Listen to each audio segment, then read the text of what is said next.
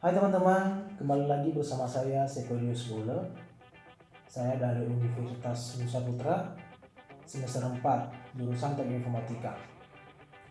Nah, pada kali ini saya akan memberikan apa yang disebut dengan basis data. Basis data itu adalah sekumpulan data yang disimpan secara sistematis di dalam komputer yang dapat diolah atau dimanipulasi menggunakan pengguna software, program atau aplikasi untuk memasukkan informasi. Pendefinisian basis data meliputi spesifikasi berupa tipe data, struktur data, dan juga batas-batasan pada data yang kemudian disimpan. Basis data merupakan aspek yang sangat penting dalam sistem informasi karena fungsi sebagai gudang penyimpanan data untuk dapat diolah lebih lanjut. Basis data menjadi penting karena dapat mengorganisasi data, menghindari duplikasi data, menghindari hubungan antar data yang tidak jelas, dan juga update yang rumit. Proses memasukkan dan pengambilan data dari media penyimpanan data memerlukan perangkat lunak yang disebut dengan sistem manajemen basis data atau database manajemen sistem, disingkat DBMS. DBMS ini merupakan sistem perangkat lunak yang memungkinkan pengguna basis data atau database user untuk memelihara, pengontrolan, dan juga mengakses data secara praktis dan efisien. Dengan kata lain, semua akses ke basis data akan ditangani oleh DBMS. Nah, DBMS menjadi lapisan yang menghubungkan basis data dengan program aplikasi untuk memastikan bahwa basis data tetap terorganisasi secara konsisten dan dapat diakses dengan mudah. Ada beberapa fungsi yang harus ditangani DBMS seperti pendefinisian data, menangani permintaan pengguna untuk mengakses data, memeriksa security dan integrity data dan didefinisikan oleh DBA (Database Administrator), menangani kegagalan dan mengakses data yang disebabkan oleh kerusakan sistem maupun media penyimpanan atau disk, dan juga menangani unjuk kerja semua fungsi secara efisien.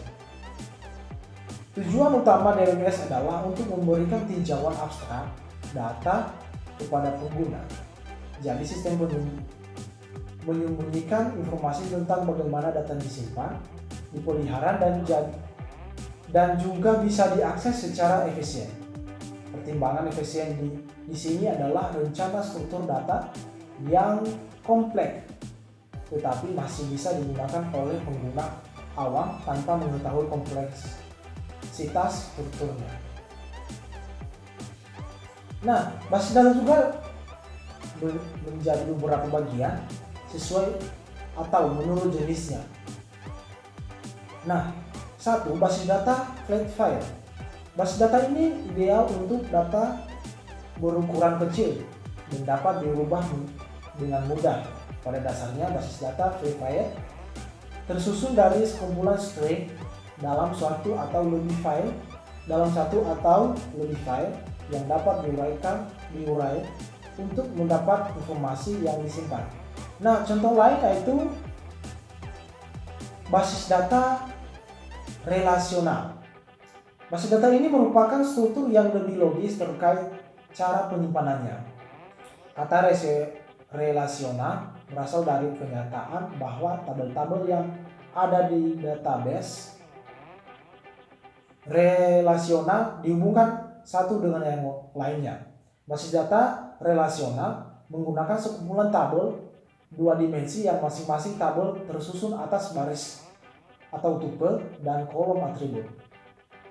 Untuk membuat hubungan antar dua atau lebih tabel digunakan key atau atribut kunci, yaitu primary key di salah satu tabel dan foreign key di tabel yang lain. Saat ini basis data relasional menjadi pilihan utama karena keunggulannya. Program aplikasi untuk mengakses basis data relasional menjadi lebih mudah dibuat dan dikembangkan dibandingkan dengan pengguna basis data file. Beberapa kekurangan yang mungkin disarankan di basis data jenis ini adalah implementasi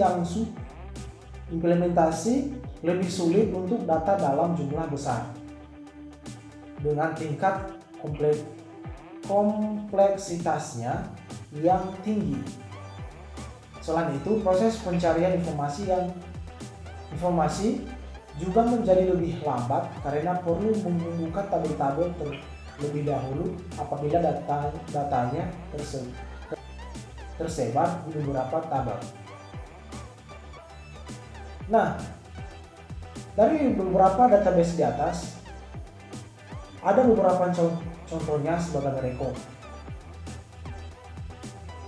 MySQL merupakan basis data sumber terbuka yang paling populer dan banyak digunakan untuk aplikasi berbasis web seperti website, dinamis, dan e-commerce.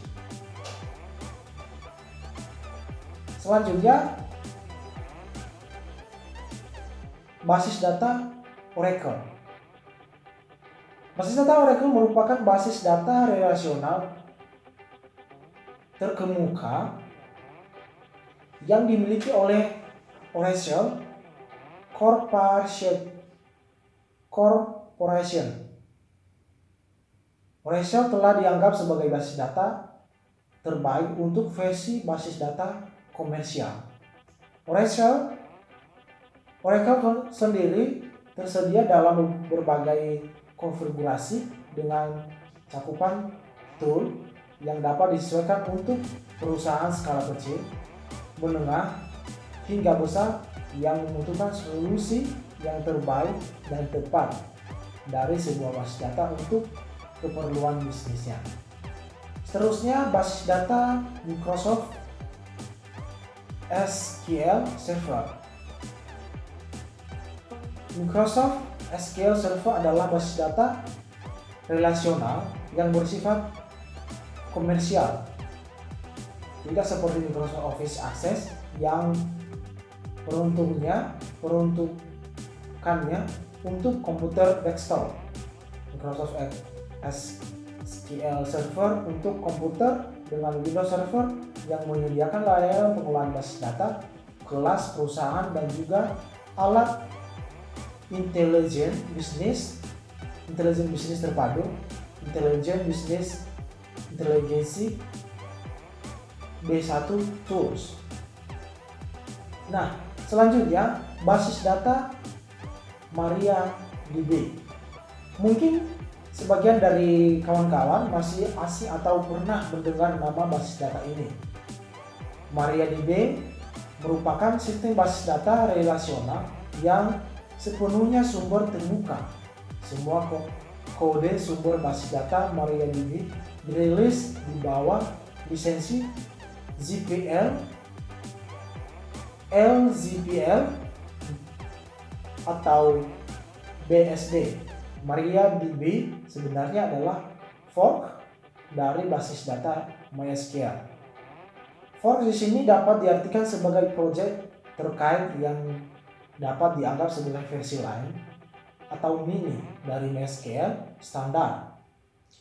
MariaDB merupakan pengembangan versi lain MySQL oleh Michael Widenius yang telah meninggalkan Sun Microsystems setelah diakuisisi secara resmi oleh Oracle Corporation. Oke teman-teman, demikian materi yang bisa saya jelaskan pada saat ini. Semoga dapat bermanfaat untuk teman-teman semua. Terima kasih.